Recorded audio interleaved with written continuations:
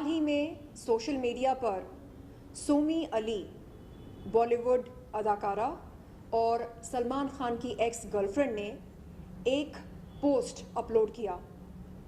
वो पोस्ट क्या था, ये देखिए। ये था वो पोस्ट जिसे अपलोड करने के कुछ देर बाद सोमी अली जी ने इस पोस्ट को डिलीट कर दिया।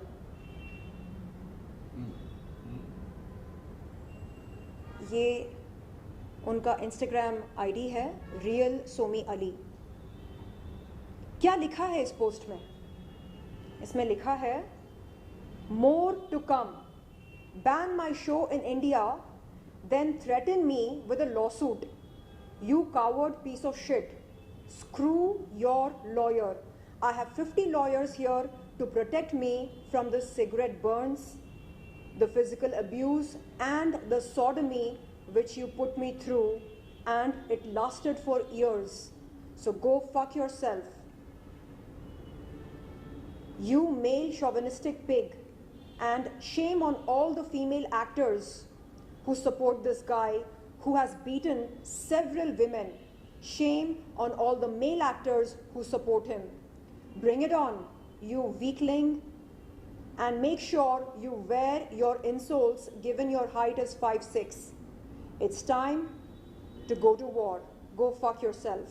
Hashtag truth, hashtag better watch out SK, hashtag predator, hashtag woman beater, hashtag wartime, hashtag sadist, hashtag Somi Ali.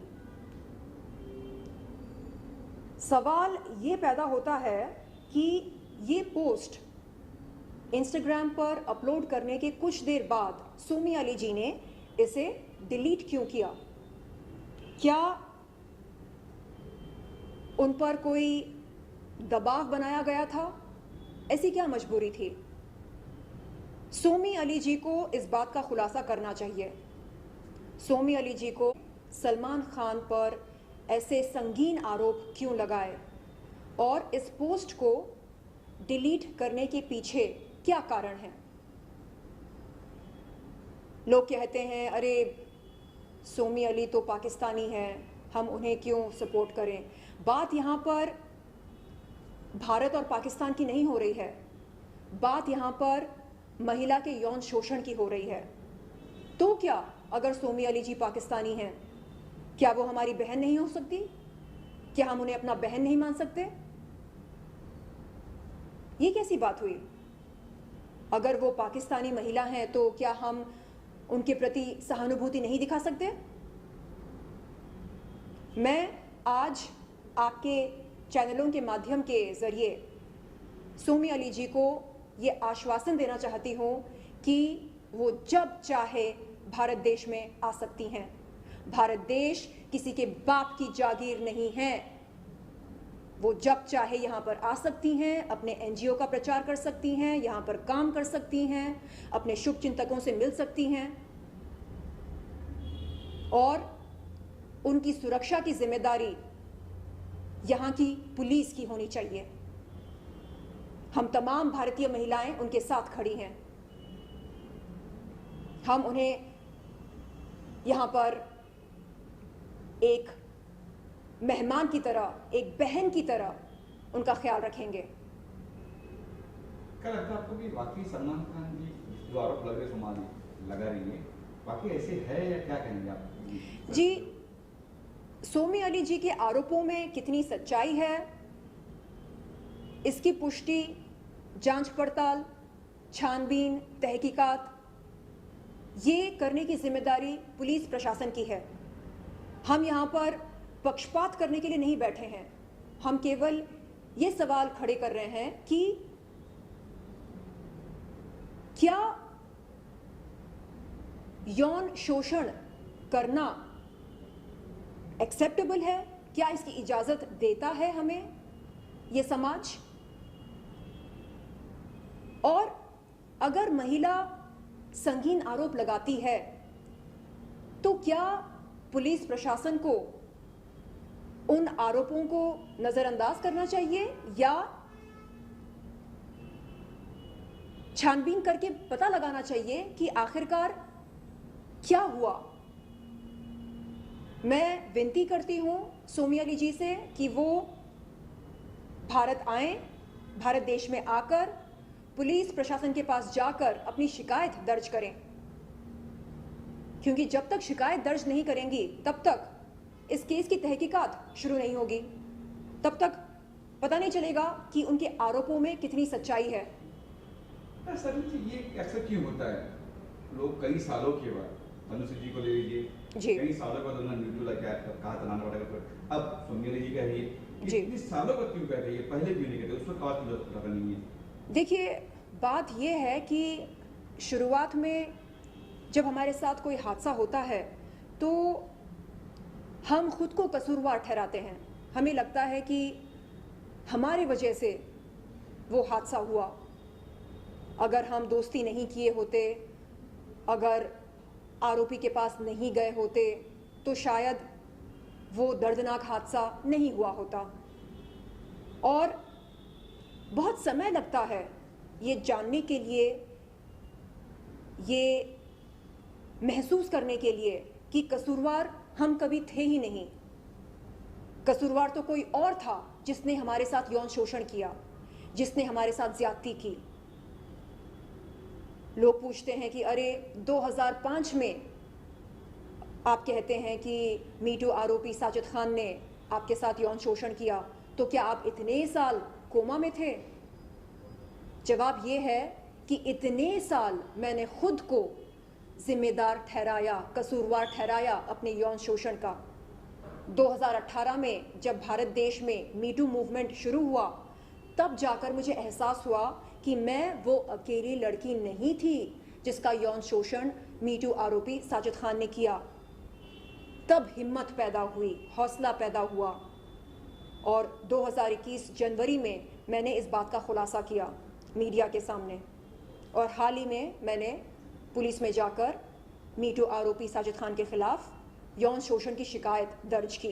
इस पे भी आपके आरोप लगे कि आपने लागत बटोरने के लिए आपने सब किया? बिल्कुल।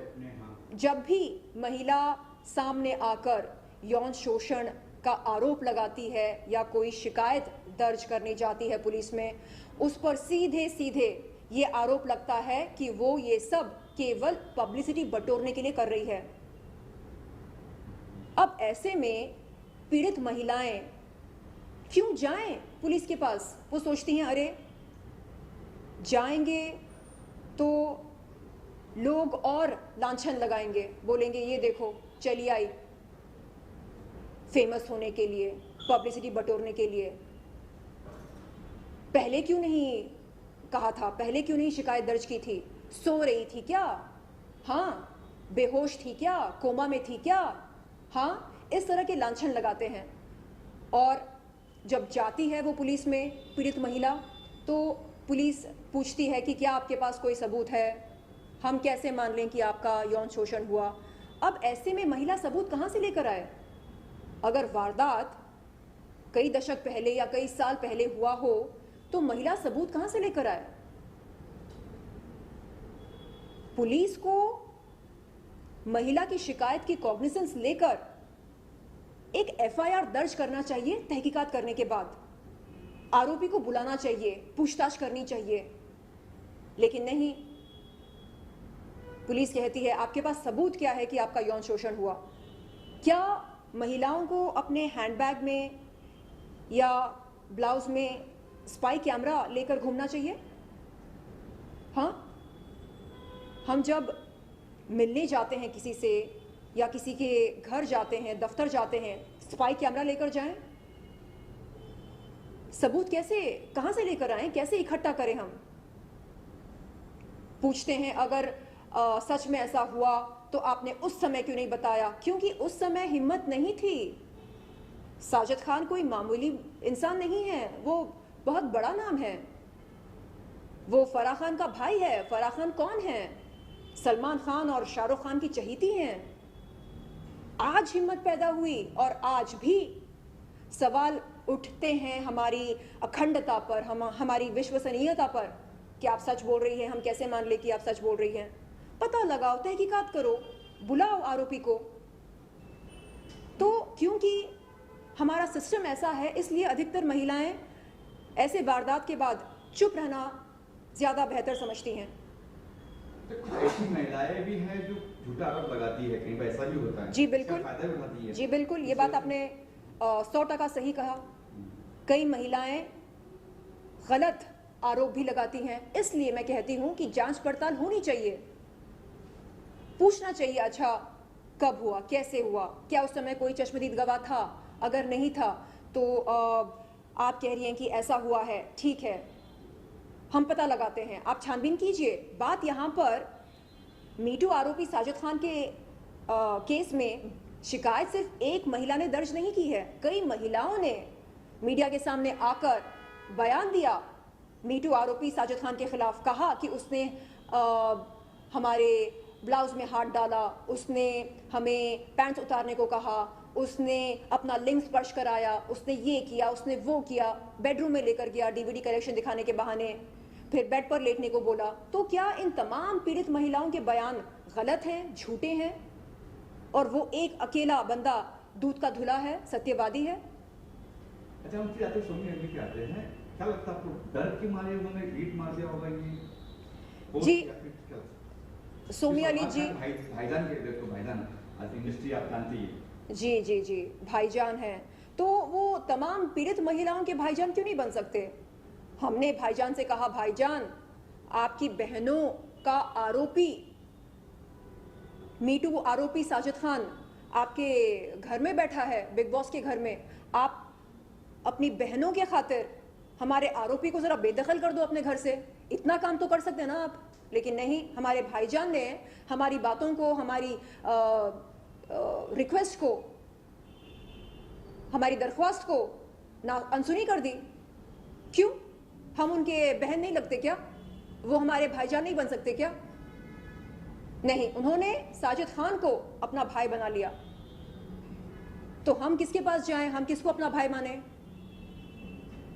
पर एक चीज ये भी तो है मैम ना, कि वो बिग बॉस में है, टीआरपी मिल रही है, उसकी वजह से जैसा चैनल भी चाहता नहीं कि वो बाहर जाए, टीआरपी कम हो जाए। देखो सीधी सी बात है, हॉलीवुड में हार्वे वेनस्टीन जो मीटू आरोपी था, उनको 23 साल की सजा हुई। इस समय वो जेल के सलाखों के पीछे बंद हैं। यहाँ बॉलीवुड में मीटू आरोपियों को किस सजा, कौन सी सजा मिली, क्या दंड मिला उनको? कुछ भी नहीं, आराम फरमा रहे बिग बॉस के घर में, सेलिब्रिटी स्टेटस मिल रहा उनको, हाँ पैसे भी मिल रहे। क्या करना आप? अपना सर फोड़ लेना। उनकी मौजूदगी उस घर में हम तमाम पीड़ित महिलाओं के गालों पर एक करारा तमाचा है। अब मेरे ख्याल से उसको जिताए बगैर, विजेता घोषित किए बगैर घर से निकालेंगे नहीं। कई लोग बोल रहे हैं कि वो नॉमिनेशन में आता है लेकिन जैसे तैसे उसको बचा लेते एविक्शन से। तो इसका क्या मतलब निकाला जाए? इसका मतलब ये है कि बिग बॉस के घर में यौन शोषण करने वालों के लिए खास जगह है। अगर आपको बिग बॉस में भाग लेना हो तो क्या किया जाए? बहुत ही सरल रास्ता है, यौन शोषण। और आगे चलकर मुझे लगता है कि आतंकवादियों को भी शायद जगह मिलेगी, वहां पर चोर उचक्कों को भी जगह मिलेगी। क्यों? क्योंकि खास जगह है बिग बॉस के घर में ऐसे लोगों के लिए। मैं कहती हूं जब तक कोई दोष मुक्त नहीं होता तब तक उसे किसी भी प्लेटफॉर्म पर आमंत्रित नहीं करना चाहिए, ना कंटेस्टेंट के तौर पर, ना जज के तौर पर, ना किसी सेलिब्रिटी के तौर पर। इतनी सी बात समझ में नहीं आ रही है लोगों को। और रही बात सोमी अली जी की, तो मैं उनसे निवेदन करती हूं कि वो हिम्मत करके आए भारत देश में। हम भी देखते हैं उनका बाल कैसे बांका करता है कोई भी। उन्हें पुलिस प्रोटेक्शन दी जाएगी। पुलिस प्रशासन का काम है हमारी रक्षा करना, और हम तमाम भारतीय महिलाएं एक सुरक्षा कवच बन जाएंगे उनके लिए। हम भी देखते कि कौन उनको हाथ लगाता, कौन उनको यहां पर डराता धमकाता। आप आइए यहां पर, आप शिकायत दर्ज कीजिए। आपके आरोपों में कितनी सच्चाई है उसकी तहकीकात पुलिस करेगी, उसके बाद कानूनी कार्रवाई आगे बढ़ेगी। आखिरी सवाल मेरा ये रहेगा, बाद में भाई पूछेंगे मेरे। उनसे कोई बात बोल चुके हैं मैम अभी आपका जो पोस्ट डिलीट हुआ? जी नहीं, मैं उन्हें अभी फॉलो करना मैंने शुरू किया इंस्टाग्राम पर, सोमी अली जी को। तो अगर वो ये इंटरव्यू देखेंगी तो समझ में आएगा उनको कि यहाँ पर उनके बहनें बैठे हैं भारत देश में। आप पाकिस्तानी हो, आप रूसी हो, आप कहीं की भी हो, हम आपको बहन मानते हैं। आप प्लीज़ यहाँ पर आइए। जैसे कि मैंने पहले भी कहा, भारत देश किसी के बाप की जागीर नहीं है। आप बिल्कुल यहाँ पर आ सकते हैं, यू आर मोस्ट वेलकम। और आप प्लीज़ आइए, मीडिया से खुलकर बात कीजिए, बताइए आपके साथ क्या हुआ, कैसे हुआ, कब हुआ, हम सुनने को तैयार हैं। मैं आगे सवाल ये था कि क्या होगा मैम, चलो वो आ गए, केस हो गया जी, क्या हुआ बताइए, तनुश्री दत्ता में केस में क्या हुआ, पकड़ा गया कोई? लोग यही पूछते हैं मुझसे। अभी आपने भी कहा पूरे जी जी, मीडिया वाले यही पूछ रहे हैं कि चलो वो तो जाएंगी, शिकायत दर्ज करेंगे, लेकिन न्याय का कब मिलेगा, मिलेगा भी या नहीं। देखिए, हाल ही में हमारे माननीय राज ठाकरे जी ने ये कहा कि पीड़ित महिलाओं को तत्काल इंसाफ दिलाने के लिए हम भारतीयों को लोकतंत्र त्याग देना पड़ेगा और शरिया कानून अपनाना पड़ेगा, क्योंकि शरिया कानून के तहत पीड़ित महिलाओं के आरोपियों को तत्काल सजा दी जाती है, ऐसा शरिया कानून कहता है। तो क्या अब ये दिन हमें देखने पड़ रहे हैं कि इंसाफ पाने के लिए क्या हमें शरिया कानून को अपनाना पड़ेगा? ये मेरा सवाल है आप सबसे। अगर ऐसा करना पड़ेगा तो हम शरिया कानून को अपनाने को तैयार हैं, हम बुरखे में रहने को तैयार हैं, लेकिन हमें इंसाफ चाहिए, क्योंकि हम देख रहे हैं कि लोकतंत्र में हमारा संविधान जो है वो अपराधियों को अपनी सफाई पेश करने का मौका दे रहे हैं और केस लंबा चलता रहता। अब जो सबूत होते हैं उनके साथ छेड़खानी कब कैसे होती है ये किसी को पता नहीं चलता। तो ये कीमत हम चुका रहे हैं लोकतंत्र में रहने के लिए। आपको मालूम होगा, निर्भया कांड को होकर कुछ 12 साल हो गए, 10 साल हो गए, और उनको इंसाफ कब मिला? निर्भया जी के परिवार वालों को इंसाफ कब मिला? 10 साल बाद, 12 साल बाद। तो क्या हर किसी पीड़ित महिला के परिवार वालों को इतना लंबा समय इंतजार करना पड़ेगा? नहीं चाहिए हमें लोकतंत्र, ले लो हमसे, नहीं चाहिए। शरिया कानून लागू कर दो, तत्काल इंसाफ मिलना चाहिए पीड़ित महिलाओं को। तो माननीय राज ठाकरे जी के इस बात से हम सहमत हैं।